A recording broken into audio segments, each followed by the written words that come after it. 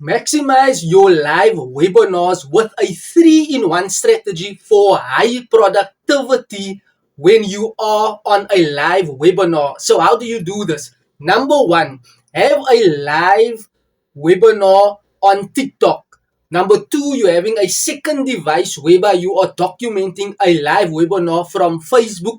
And number three, have a third device where you can document a Instagram or a YouTube live. So this is a 3-in-1 strategy whereby you have multiple screens and sharing valuable content to your market, whereby you can engage and interact on a much deeper level.